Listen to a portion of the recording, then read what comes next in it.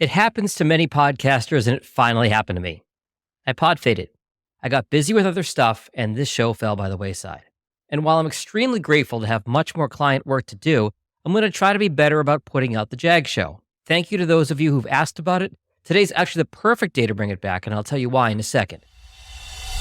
And now, a look at what's trending in the podcast world and how it can help your show. It's the JAG Show podcast. As of today, April 3rd, 2024, you can no longer listen to podcasts in the Google Podcast app. And if you use the Google Podcast Manager as a podcast creator, that's going to be gone July 29th. Now, while Google Podcasts represent a small percentage of downloads, it's not insignificant. Most likely, those users will move to one of the big three podcast consumption platforms, Apple, Spotify, or YouTube. But there may be other apps that they like those with smaller market share, Pocket Casts, Podbean, Podcast Addict, and there are others. You can also use YouTube Music. Now, if you follow or subscribe to a lot of shows, it might be a bear to add all of your favorite new pods in the new app. Google does have a tech support article on how you can try to migrate your subscriptions. It's linked in today's show notes.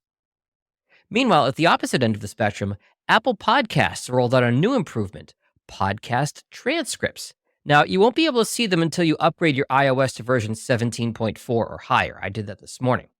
Gotta say, the auto-generated transcripts are pretty good.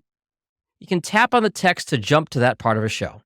The only drawback seems to be that they don't separate out speakers or have timestamps. Now, for that, you'd need to upload your own transcript. I tried playing with this in Apple and found it to be very hard to navigate. Also, I reached out to my podcast host, Simplecast. They told me Apple did not give the podcast hosts any notice before announcing this feature to the general public. So now they're going to be playing catch-up throughout 2024.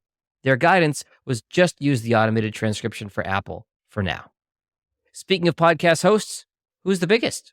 Well, according to livewire.io, of all the podcasts published in March of 2024, Spotify for Podcasters, formerly Anchor, tops the list at 29%. Now, this isn't surprising considering Spotify for Podcasts doesn't charge for the service and they support video directly into Spotify. However, putting all of your eggs in the Spotify for Podcasts /Anchor basket always makes me nervous. Why is it free? Because the same company competing for your listeners' bandwidth for downloads is now also hosting your show. All your eggs, again, in one basket. What if Spotify goes down? Now, nobody can get your show on Apple, YouTube, or anywhere else. It's kind of like having your portfolio only invested in the company you work for. It's awesome when things are great, but if something happens, you're in trouble. By the way, how old am I for making that analogy? Shout out to my financial advisors, I guess. Alex, Ed, Amy, Bruce. I've been paying attention. Okay, the other big news in podcasting was the release of Edison Research's annual Infinite Dial Survey. This, in my opinion, is the industry standard. I quote it when I'm pitching potential clients, and it's both a great snapshot of the industry and how far it's grown since the survey started a decade ago. They poll Americans ages 12 and up, and here are some of the highlights. 67%, that's 2/3 of all Americans, 192 million, have listened to a podcast. 47%, almost half in the last month. 34%, more than a third, in the last week.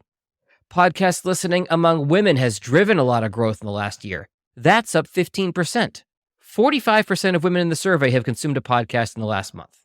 Among regular weekly podcast listeners, they average about 8 episodes per week. So, my MySpace analogy, what makes your show unique and is going to connect with your audience to a level where you're going to crack their top 8? Here's the major change that should affect advertisers, if they're smart. Among the 18 or 34-year-old demo, podcasts are just as popular as television. Pods reach 48% of this group compared to 50% for TV, and that's both live and over DVR. And if you expand that to the all-important 18 to 49-year-old demographic, TV, not that far ahead there either.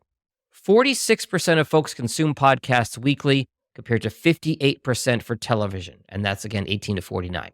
Looks like some of those ad dollars should head toward podcasting. Here's the bottom line. While the ways we consume podcasts may evolve, and what listeners call a podcast can change, podcasting as a medium is here to stay. It had hockey stick growth in 2020 during COVID, and after a brief dip, it's back to seeing all-time highs every single year. If you have any questions about podcasting, whether industry-related or you want to know about your own show, you can always shoot me an email, jag@jagindetroit.com. Later. The most popular ways to grow a podcast are recommendations of friends and family. So share this episode with someone you know.